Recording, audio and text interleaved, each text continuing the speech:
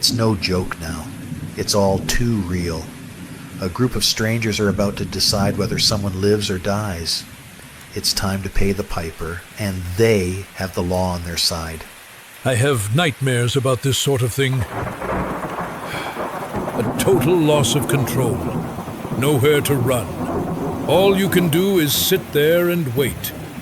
If you're the accused, that is. Jim Allison is about to be tried by his peers, and his life is on the line. And it's a paradox for him because his short life, as a consummate outsider, has taught him that he has no peers. He is about to be judged by the very people who have so cruelly judged him his entire life. I find myself torn between my compassion for the victim and her loved ones, and him. Yes, I feel the same. Here is where I learned to differentiate between showing compassion for a person accused of a crime and identifying with them. I do not relish the suffering of others, but losing myself in imagining how others feel is a dangerous, unproductive vortex to enter, unless it's a tool in my investigative chest. But then, I'm not an alienist, I'm just like you, kid. And this job isn't for the faint of heart. It's a job for two old dicks.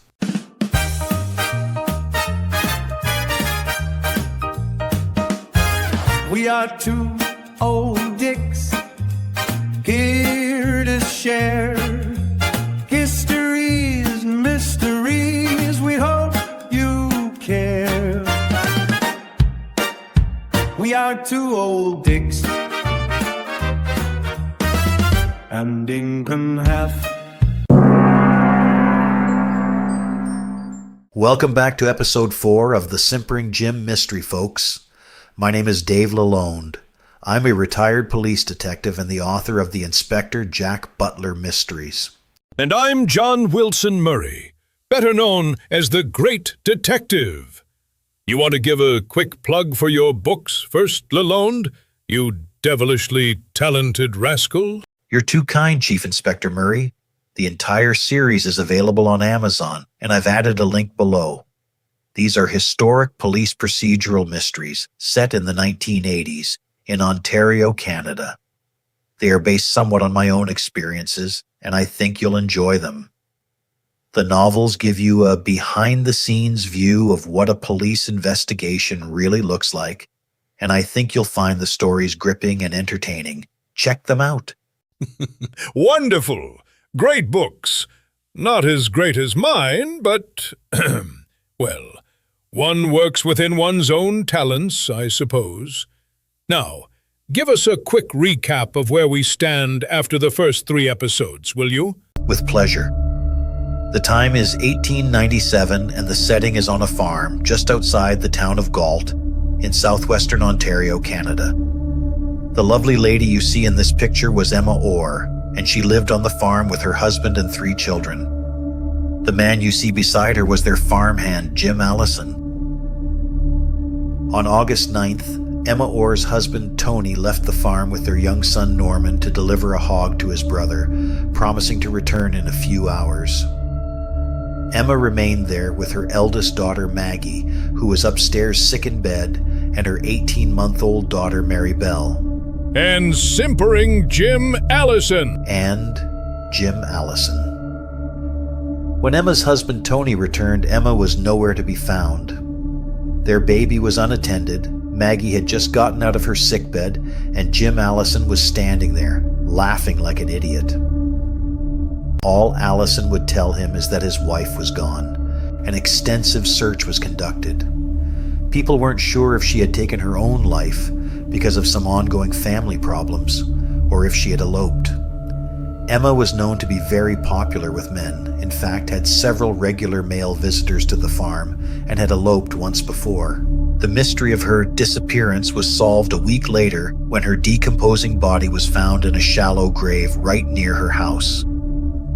The local investigation turned up a number of suspects, but one emerged above all others. Simpering Jim Allison. Jim Allison, indeed. a local boy who some said looked almost ape-like. He was referred to as Simpering Jim because of his tendency to put an ingratiating, cat-like look on his face in an attempt to please others as they spoke. This photograph is a recreation based upon a sketch of him in the newspaper at the time. I'm not sure if it truly does him justice. Creepy! Yep, creepy. Anyway, once Emma's body was found, you were called in to assist the local police. That was part of your job as the Detective Chief Inspector in charge of the Government of Ontario's small detective force. You arrived, took charge, and within a day narrowed the suspects down to Allison alone. That was important because the inquest was set for the day after you arrived. I worked quick. No kidding. You conducted an impressively extensive investigation over the next day and a half, including an examination of the scene and the interviews of several witnesses. You also examined and eliminated all of the credible suspects, except for one. Jim Allison, the farm boy. He was already in custody as a result of the impulsive actions of the Galt police, and I determined, based on my investigation now, that in jail he should remain. Allison was found to have had the means and the exclusive opportunity to murder Emma Orr. We also believed that he had a motive, and that was unfulfilled lust for her, but we're still working on that. I interrogated Allison personally, and he not only refused to confess, but gave me a pack of lies that I was able to disprove. Those lies I consider to be evidence of a consciousness of guilt. An inquest was held in the town of Galt over the period of 3 days. In this court-like setting, witnesses swore under oath to what they knew, and they knew a lot. After hearing the evidence and deliberating upon it, they returned a verdict that Jim Allison had murdered Emma Orr with malice aforethought. Of course, the coroner's jury is established to determine the facts around the death, and not to determine guilt. That must be left to a criminal court. Indeed it must, and that is exactly what awaited Allison. Chief Ahern of the Galt Police swore an information charging Allison with murder. He was arraigned, and the case went to a preliminary inquiry 3 days later. I remain astounded by how quickly things proceeded in your day, much more timely and efficient than in my time. That is partially due to all of the processes we have put in place with respect to providing disclosure now, but still, one wonders if the tail is wagging the dog sometimes. Remind me again of what age it is that one generation determines that it knows how to do things better than the previous one?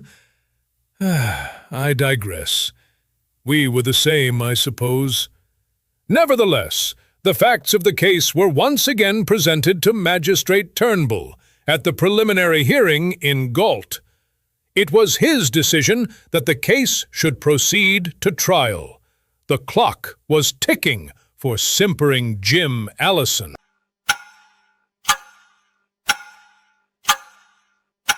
So now it was time for the next phase of this case, and that was the trial. Precisely.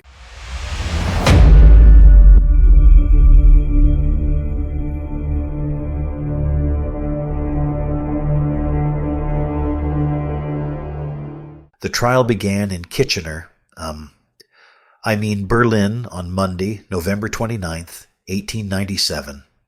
I find it interesting to note that unlike the inquest or the preliminary hearing, the media coverage only began 4 days later, on Friday, December 3rd, upon the completion of the trial. Yes, that is accurate. The trial was presided over by the esteemed Justice William Meredith, who was the Chief Justice of Common Pleas for the province of Ontario.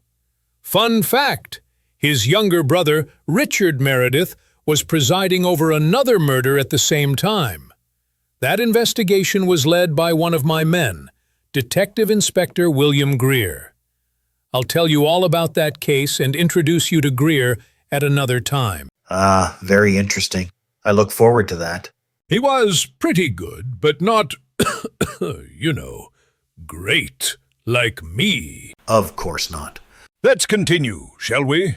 The Crown this time was ably represented by Hamilton Park O'Connor, QC. Mr. Bowlby assisted him this time.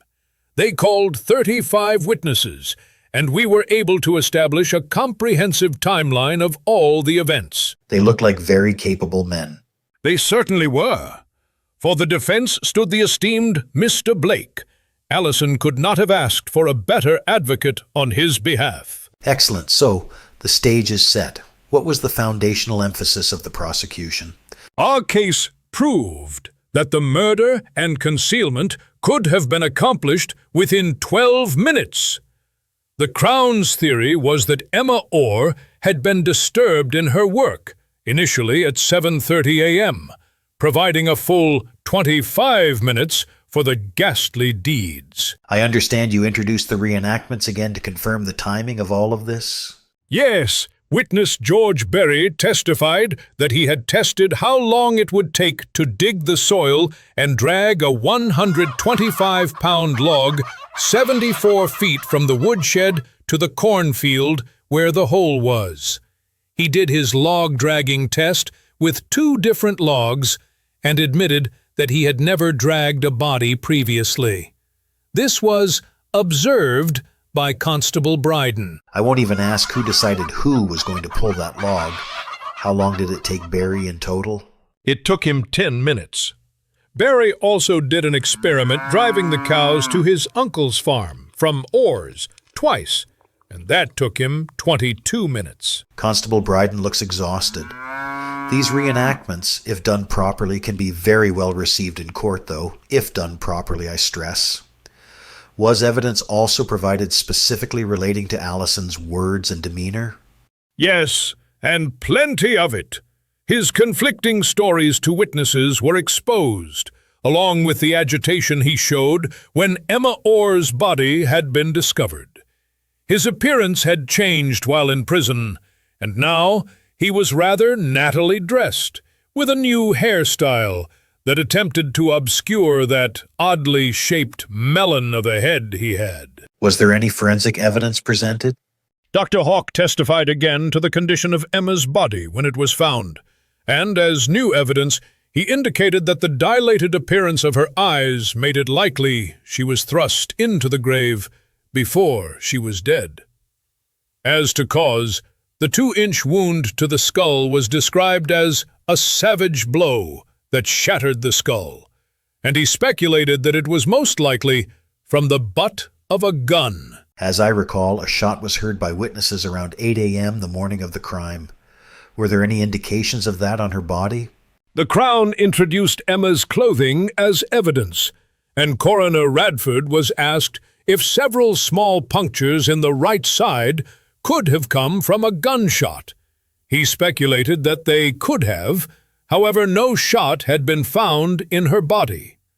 The coroner, Dr. Radford, advised that the decomposition process could have obscured that, but regardless, if she was shot, it was not what killed her. Right. Essentially, the same evidence that was given at the inquest and preliminary hearing was presented. As I recall, the presiding magistrate found that weak at the time. Was there anything more? Indeed, there was. While in custody, Allison spoke with an old friend of his who had also found himself afoul of the law. His name was Arthur Kinsman, and he testified regarding a conversation he had had with Allison the Sunday before the murder. Crown Attorney O'Connor examined him thoroughly.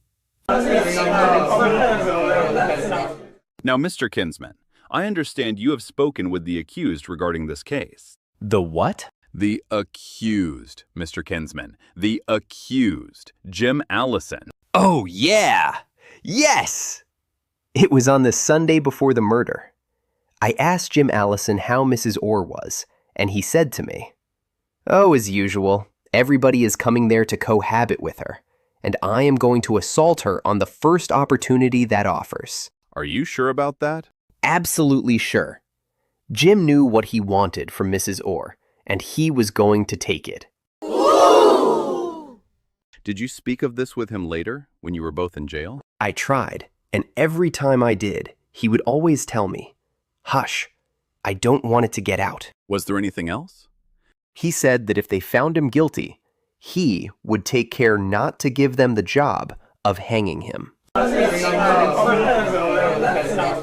Ha! And that's all you get for free! Ha! Just kidding. There's plenty more. Enjoy yourself. I'll pick up the tab. When Murray feasts, the world feasts with him. Now, you know you like this, so stop playing hard to get. Hit like and subscribe, and we can stop being just friends. Speaking of creepy, I can't believe you interrupted with that at such a tense point in the episode. The world is all gates, all opportunities, strings of tension waiting to be struck. Okay, wow, that's profound. Did you write that? Yep, I wrote it on the back of a letter I had in my pocket, after my buddy Ralph Waldo Emerson said it one night in a bar in Boston. At least, that's what I think he said. He was in his cups, and he tended to mumble. But he was one deep dude. He certainly was. I like this one of his quotes better, though. Alrighty then. So, Jim Allison allegedly said to his buddy Kinsman a day before the murder that he was going to rape Emma Orr the first time he got his chance. That was very damning evidence, and an admission of premeditation and guilt. No kidding, providing the court considered the evidence of a jailhouse informant to be credible. Indeed, the potential for a jailhouse informant to provide information solely on the basis that it may help them must always be considered. Liar! You're a lousy, stinking liar! I apologize for my client, Your Honor. Yet his outburst is almost excusable since the prosecution has seen fit to put a felon on the stand. The great courtroom drama, Anatomy of a Murder, gives an example of the problematic nature of this. From a novel written by the defense lawyer John Volker, under the pen name Robert Traver, about the actual trial. Regardless, it remains a common and valuable process, albeit constrained now by a more formal system of checks and balances. Justice Meredith offered his own challenge to Kinsman's evidence. Why have you said nothing about this conversation before? I forgot about it until I found myself in jail with Allison and had the chance to talk to him about it. That explanation appeared to satisfy his honor, but the impact of it would have to be left to the discretion of the jury. I just remembered the footwear impression you obtained from the unused grave in the swamp. Was that introduced as evidence? It was not. There was no need. The other evidence presented was overwhelming. Did the defense present any witnesses? Yes, Mr. Blake called 12 to testify. Most were in an attempt to challenge our timeline, but once again they were shown to be unreliable. Blake conducted himself well and did the best he could under the circumstances. The papers wrote that the Crown wove a network of circumstantial evidence, and you, Inspector Murray, had left not a loophole in any of that. Rather high praise. Sounds fair and accurate. Perhaps a little understated. So that completed the testimony in the case. Yes, Mr. Blake took 35 minutes to do his summation for the jury on behalf of the defense.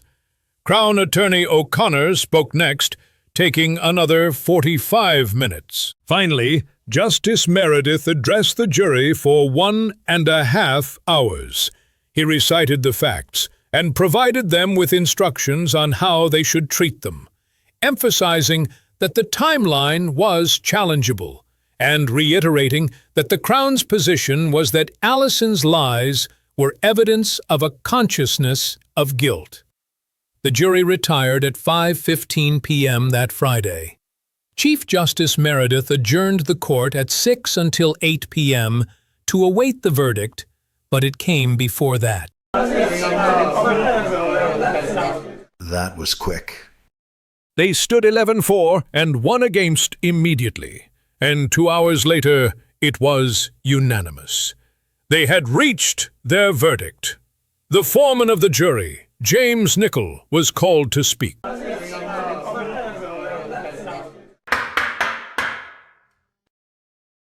Members of the jury, have you reached your verdict? We find the prisoner guilty with a recommendation to mercy. On what grounds do you base your application? On account of the youth of the prisoner. How did Allison's family take the verdict?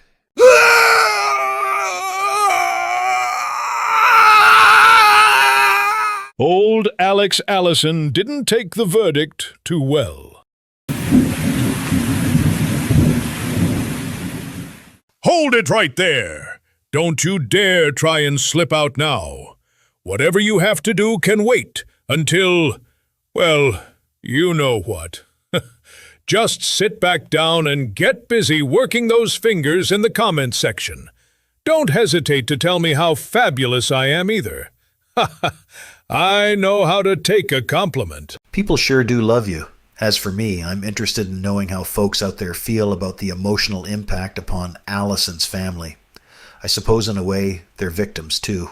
Perhaps, but hang on to a measure of that sympathy for a bit. You're about to learn something more about Alex Allison. Now, hush. I want to hear what Justice Meredith is going to say.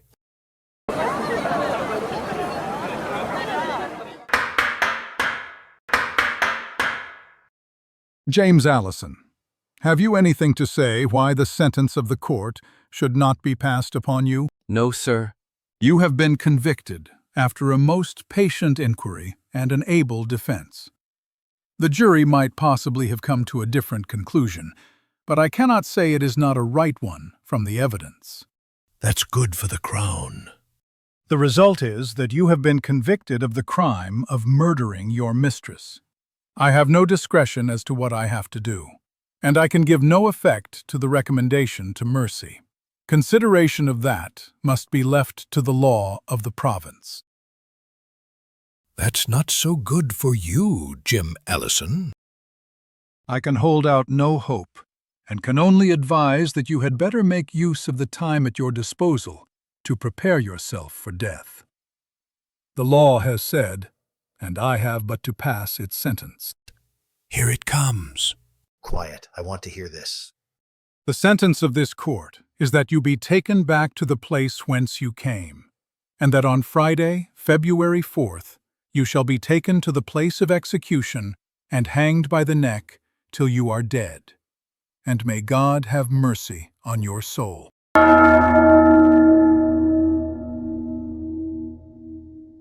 Oh, Jim. My boy Jim. Come to me. That's heartbreaking. As a father, I can only imagine how he must have felt. It makes you realize just how many people were affected by this horrible crime.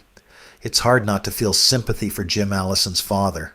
Would it help to know that we had good reason to believe that he helped his son by digging the unused grave in the swamp? A little bit. Nonetheless, it's not a moment for celebration. No, I agree. It is not a pleasant thing. One may take pride in one's work, but celebrating the misfortune of another is something else. I must tell you, I am not in favor of the death penalty. I accept it, though, as the law of the land. Very interesting. I think people may be surprised to learn that about you. I would also like to note that whatever criticism some, and I emphasize some, members of the media leveled against you for their interpretation of the interrogation of Jim Allison, it was not shared by the court. They found no fault in it. Moreover, none of his statements to you were tendered as evidence in court. It was the statements he made to others that were used, and used to great effect. Well, it just goes to show you what people don't know, doesn't it? So many assumptions made about detectives in my day, often negative, and a great many without any substance at all. I was an honest man who respected the law and the rights and dignity of others. Well, mostly. Funny how the people whose duty it is to imprison can also be the closest to the prisoner. In Allison's case, it was his guard, or turnkey, as they were referred to, who may have been the most affected. A conversation between Allison and Constable Tracy was overheard after the verdict was rendered. It's pretty tough, Jim. Yes, but it can't be helped. Rather poignant, that. Allison is comforting Tracy. Well, that's the way it was. Yes, poignant and ironic that those who may have on the surface have the least reason to be sympathetic turn out to be the most. I read in the paper that Tony's relatives apparently wouldn't allow Emma to be buried in the family plot, but Tony insisted. He stuck by her. She was a sweet woman, and I'll give her a decent burial. And Tony had his way. I find this profoundly sad. So many people seemed so willing to judge not only her, but him and their relationship. It was outside accepted norms, I suppose, but at the end of the day, he stood by her, and she had remained with him, and they had borne 3 children together. It reminds me of an old line by Paul McCartney. And in the end, the love you take is equal to the love you make. McCartney? Never heard of him. Sounds Irish. My mother was Irish. Uh-huh. Mine too. Aaron go braw. He was English, though. Whatever. All you need is love. Well said. And your mother seems very nice. Mother McCree. Anyway, back to Jim Allison's fate. A dramatic turn of events occurred on December 8th, according to a Toronto reporter. The Toronto Evening News and later the Winnipeg Tribune reported that they had been given Allison's confession by Reverend Atkinson. Allison was alleged to have said that after Tony left that morning, Allison had been in the house finishing his breakfast. Emma came into the house after milking the cows and was pouring the milk into the pans. He made an indecent proposition to her and she resented it. He tried to seize her and she rushed out the door. Allison's gun was lying close at hand and he grabbed it, trying to frighten her with it. He shot at her as she ran, but since it was filled with small shot, much of it hit the rail fence in back of the kitchen. Some of it hit her in the body, though, and she fell. He rushed at her and brained her with the butt of his gun. It should be said that Atkinson later vehemently denied that Allison had made this confession to him, as did the Crown Attorney. Were you aware of that, Inspector Murray? Yes, I was. I was at the Wilcox house in St. Thomas. I was visiting my old friends Jacob Wilcox and his lovely wife, Satira. The newsman found me there on December 16th. The price of being famous. They said that Reverend Atkinson denied having said anything, but the Crown and I know better, and I'll stick by that. Hey, John Wilson Murray, is that you, sir? Come and join me for a drink. Well, if it isn't my new young friend, Hector Charlesworth. Great to see you, lad. How's that new young wife of yours? Catherine? You have to love those Irish girls. I do, John, I do. She's whipping me into shape. You know what that's like. Sorry, I meant knew what that was like. Freed from that ball and chain! It fits you better than it fit me. I'm going to put my reporter's hat on for a moment, if that's all right. What do you think of Allison's confession printed in the Toronto News? It's exactly true, Hick.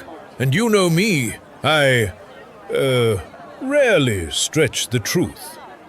Allison made the confession to Reverend Mr. Atkinson. He said so immediately after his conviction for the murder.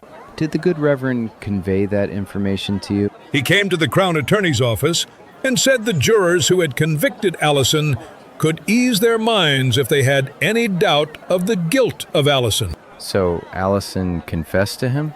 I tell you, Hector, that confession was made to the minister all right. Now, we're heading out to visit friends in New Sarum, so that's enough for today. Unless you'd like to join us. Absolutely, John. Thanks, old chum. Reporters sure loved you. Charlesworth wrote about you very fondly later in his book, Candid Chronicles. Anyway, that confession certainly seems to fit many of the facts at the trial. Regardless, Reverend Atkinson stuck by Allison's side. Yes, and that is to his credit. As for the reporters, it's true that many did admire me. Newsmen are excellent judges of character. As for Allison, here's a reality check for you out there, kiddies. Murderers can be liars, too. Why that surprises people is beyond me. Allison was found guilty by his peers after the careful weighing of the evidence, and I stress the word evidence. Any confession he may or may not have made is superfluous and suspect. His actions were known to him and to God. I agree with you on all counts. Well, as things came to pass later, I believe Allison appealed his conviction, didn't he? He did. His plea went as high as it possibly could, to Lord Aberdeen himself. Ah, yes, Lord Aberdeen. Governor-General of Canada from 1893 to 1898. He had the option to consider the case and decide whether or not to commute the sentence of death to life in prison. He rendered his decision on January 29, 1898. It is our wish that the Order in Council proceed in accordance with the will of the people of Canada. Booyah! Decision made, and that was that. I see he has forsaken the mod look he had adopted for trial and gone back to the old, faithful Jim Allison. Yes, to thine own self be true, as I always say. What does booyah mean? Never mind. Just a little levity before we move on to a very serious matter. Is it that time again, already? It is, but you won't have to wait too long for the fascinating conclusion coming next. In the meantime, are you enjoying reading the Inspector Jack Butler mysteries? I certainly am, and I'm really starting to love the Amazons. Did you know they'll deliver right to your door? Almost as good as the postman. And it's all free, too. They tell me they have something called a credit card on file. They said it's yours. Great. I'll let my wife know. She's already got me on the Amazon watch list for a few purchases of my own. Yes, well, please pass my regards on to the lovely Mrs. Lalonde, a very understanding woman. I must say, though, you are quite the raconteur. I just love reading your books. I never thought I would find anything as interesting as my own life stories, but I suppose you learned a lot from my memoirs. I did learn a lot from them, and I certainly loved your sense of humor, Inspector Murray. I hope you enjoy the next book and that maybe some of you folks who are watching will check my books out too in the meantime. Until then, folks, I'm Dave Lalonde. And I'm John Wilson Murray, and we are Two Old Dicks.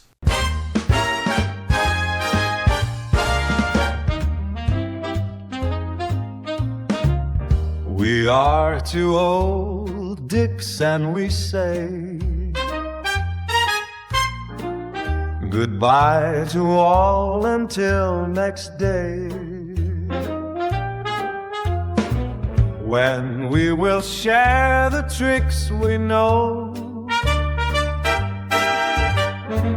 and how the clues began to glow.